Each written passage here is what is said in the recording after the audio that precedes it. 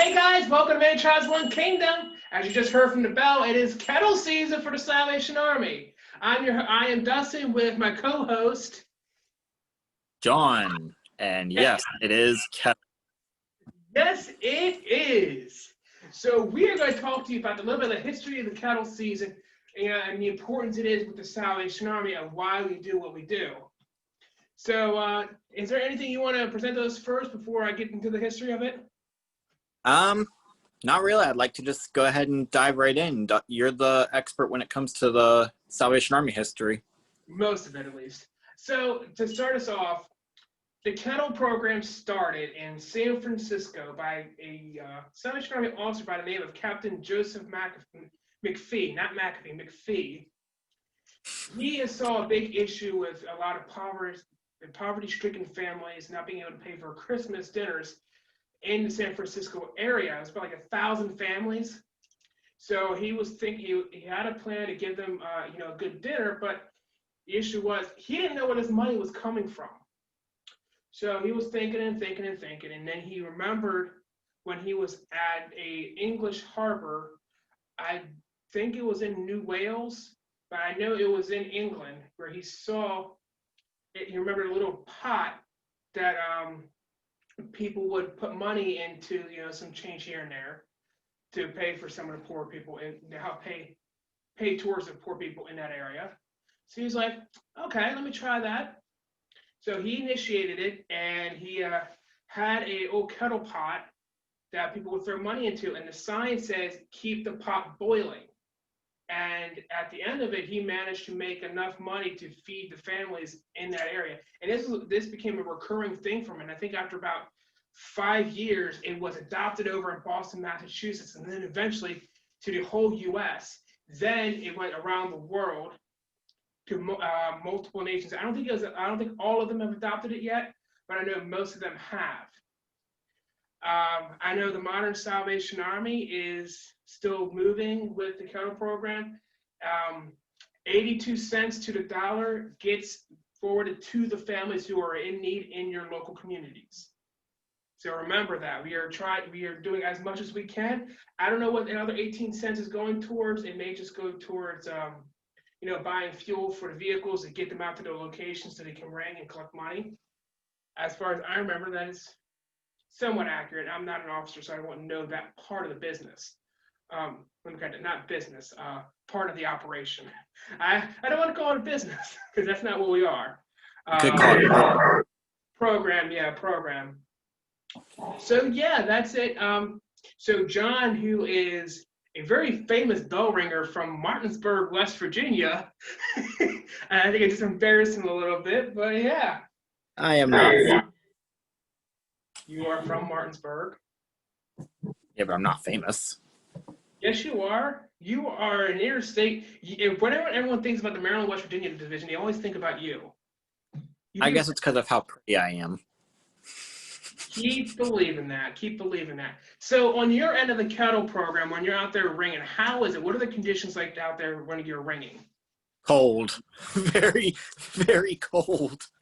Does the Salvation Army try to help you by giving you something warm to wear when you're out there?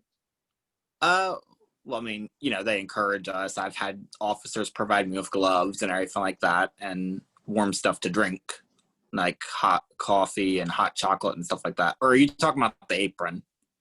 Well, not the apron. I'm just talking about anything warm to wear. Like, what do they give you to feel warm when you're out there?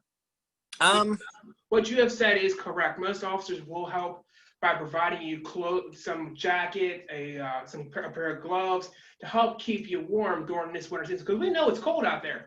You're going to see a lot of officers out there too who are going to be freezing their rear ends off. You're ringing at the kettles, so there's going to be something warm. And trust me, these tunics are pretty warm, wouldn't you say? No. John does not. No. The tunics. Mm-hmm. The tunics do not retain any heat.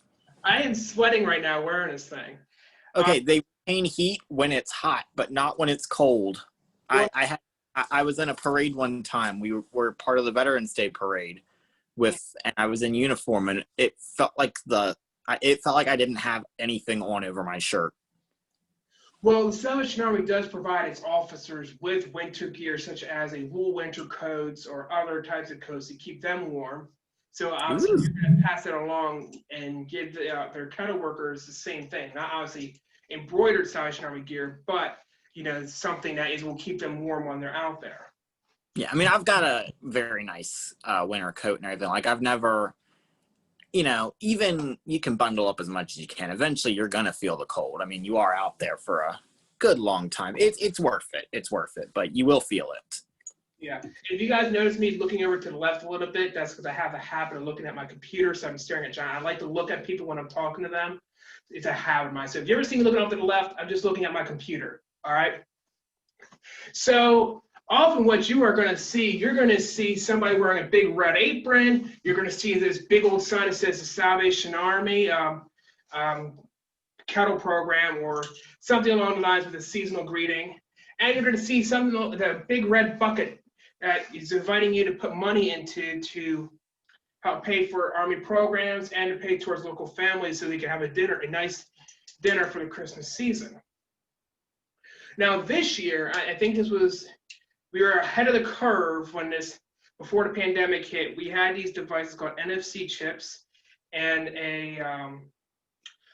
QR codes that will allow you to go to our site so you can donate money directly on our site in case you don't want to, you don't want to spread the virus this year, or because you just find it easier to do that because people aren't going to carry cash anymore. Also, if you are wanting to donate, there is Salvation Army websites, and I might put down in the link, I might not, that will give you a link to go donate to the Salvation Army in your local area. As you saw when I introduced the video, you saw this little thing. I'll bring it up a little closer so you guys can see it. I said the herald of my nightmares. These bells, you will see every kettle worker having one of these because it's to draw attention to the kettle, which I am in agreement with John. These things hurt my ears. And 8 hours on end of listening to a bell ring. I did it one time. I couldn't do it again because honestly, the bell was just hurting my ears. And not to say you shouldn't do it. If you like to hear the bell ring, go ahead and ring the bell. I've done it for 5 years. Huh?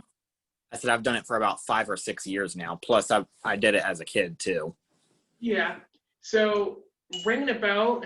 I mean, if you are specialized in an instrument and you want to help your local Salvation Army out, by all means, play another instrument because everyone always hears the bell. Hardly ever will you hear a brass band. The staple of the Salvation Army is the brass band. So if you know a brass instrument or even a guitar, I don't think we can really do much with drums. But if you know how to play an instrument and you want to perform at one of the cattle stands, talk to your local Salvation Army officer or cattle coordinator, and they will get you in touch and hopefully approve you to go do that because it is a wonderful experience to stand at one of those kettles. It puts a smile on my face when I went out and did it. It's just these bells. Salvation Army, please, if you're watching this, don't say I hate the kettle program. I just don't like the use of these noisemakers. I mean, I get it. I love it and everything, and I do. But I don't love hearing the bell. And the worst part for me, when you're blind, you can't look around and sightsee. So I'm just standing there listening to the bell all day. And, I've tried to bring the guitar a few times, but when it gets cold, yeah, I'm not playing. I'm sorry, but to play while it's cold, I can't wear gloves while playing guitar. So as you're going to see, I'm going to turn around. I'm not going to flash you. Don't worry. I'm not going to flash you. I don't want to make John blind again. But I'm going to turn around. I'm going to show you something that every Salvation Army bell ringer is just going to wear. You have the apron? Yeah, I'm wearing an apron right now. This is where you usually see a bell ringer wear one of these when you're out in the field. So when they're out in the field or at one of the locations where they're ringing at. And when you see this, you can be assured that the Salvation Army approves of that bell ringer being there.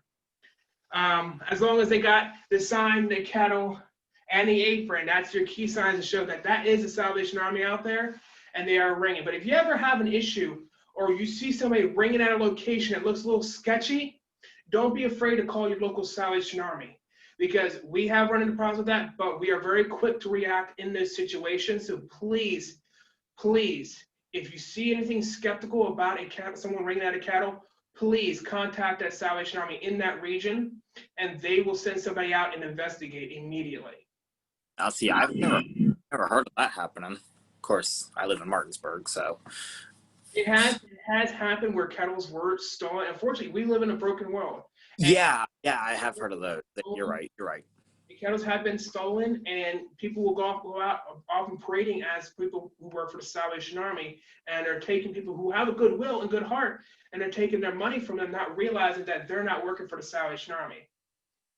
So please, again, if you see somebody skeptical who does not have all these, or if they still look skeptical with all these, please contact the Salvation Army and let them know. Most of our stores are really good about contacting us about those issues, but if you still have an issue, and it doesn't matter if they know or not, you still don't worry about it if the store knows, worry about it if that local Salvation Army knows. Because we want to ensure that all the money that we're receiving and that is being donated to the Salvation Army is making it to the programs it is supposed to go to. Because we have a deep heart to help the mission of the Salvation Army going through in your local communities. So please communicate. Yeah, that's sad because, as someone who grew up with the Salvation Army, and then, my grandmother was really big into the Salvation Army, and, bell ringing was one of her big things. She always drug us grandkids out to do when we were kids. And, now as a bell ringer and someone who, God willing, will be an officer, kettles mean a lot to me. And so to hear that's kind of sad, but, I get it, but that is still sad. It is. Yeah. A lot of our kettle, and this year, the Salvation Army is expecting between a 30% to almost a 50 or 60% rise in the poverty rate in your local communities. So every dollar that we receive, again, 82 cents goes to those local communities. But please, please, please, please, please donate, because there are people out there who are hurting especially because of this COVID season, they're losing their jobs or going on unemployment, and it's not making ends meet. So please donate if you're able to. And if you're not, that's fine. This is not an endorsement to donate to the Salvation Army. This is just me to encourage you to at least help out your neighbors during this time period, because the Salvation Army is doing its part to help out its communities. But if you feel called to help out your communities, and all you want to do is just give a couple bucks to the Salvation Army, go ahead.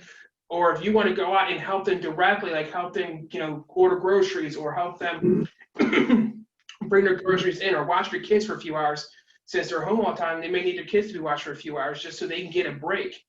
Or even if you want to be a bell ringer.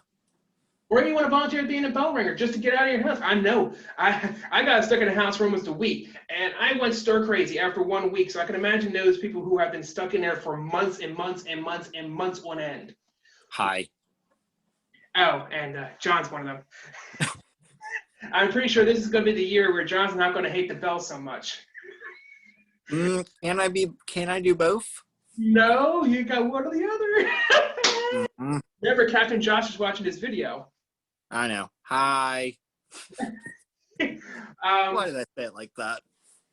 Yeah, that was sort of creepy. So again, you don't have to donate to the Salvation Army. You don't have to volunteer with us.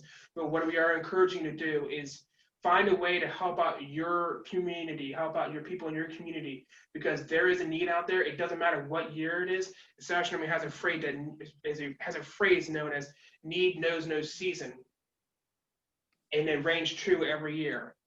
So please help out your communities by donating to a charity of your choice, by volunteering with the Salvation Army or a charity of your choice, or by helping your community members out.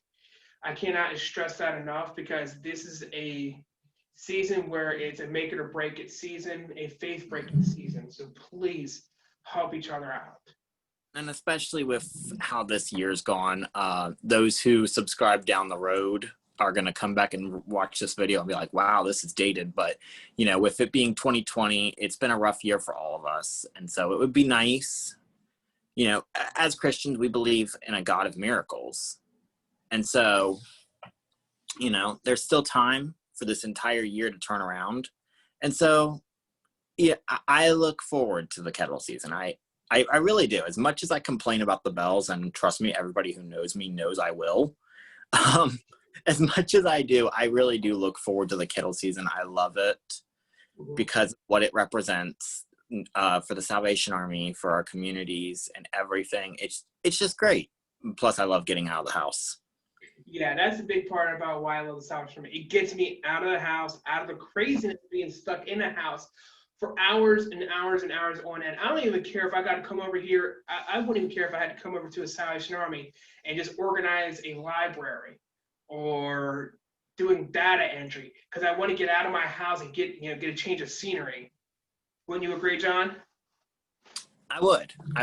The Salvation Army has a bunch of amazing programs, and we will talk about more of those down the road. Right now, we're just going to talk about kettles, with it being right up about the Christmas season and everything.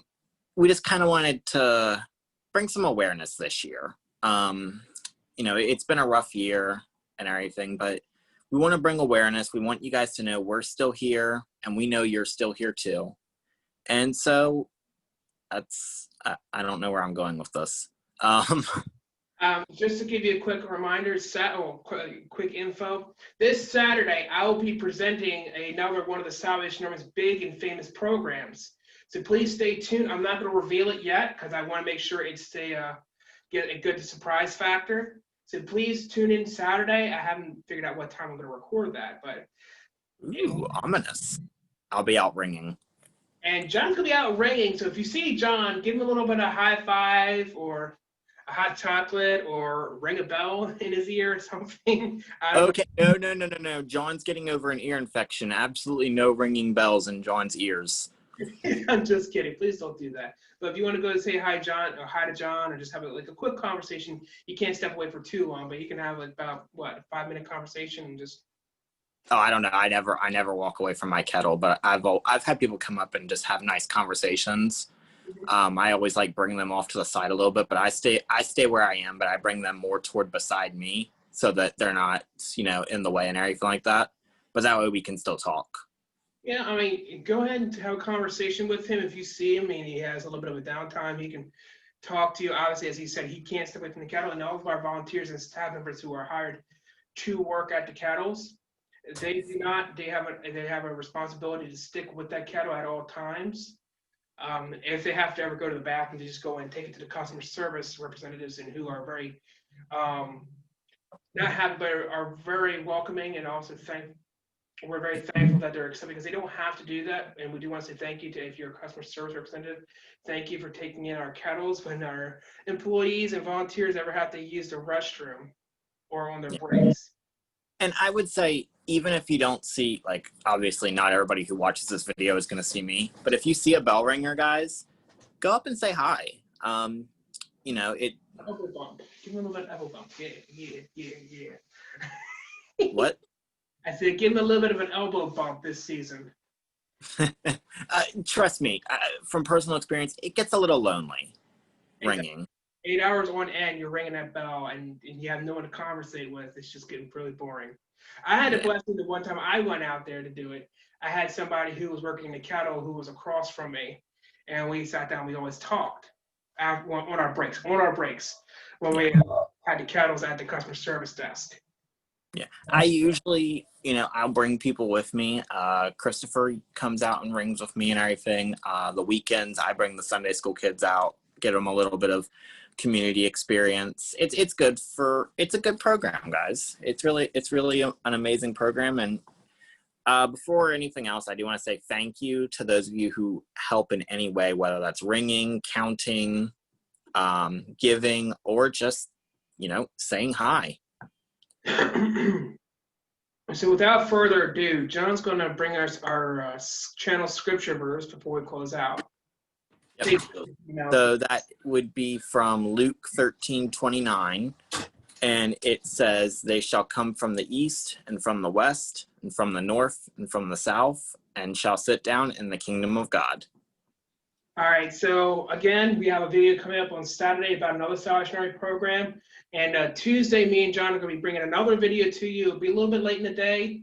It's a secret. It is top secret video. So you want to stay, please hit that bell notification right below me and that subscribe button. Get in the Kettle spirit by ringing the bell. There we go. Hey, I like that, John. I like that. So hit that bell notification, show your little bit of support by ringing that bell down below. Subscribe to our channel and leave us a comment. If you want to leave a comment saying thank you guys for your service, or if you have a question about one of our videos, please. We are always checking our email, our Instagram, and our comments.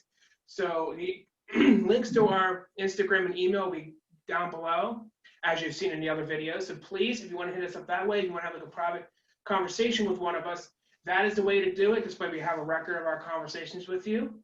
If you want to think it's like a group conversation, put it down in the comments down below, and we will approach you as fast as possible using our Many Tribes account.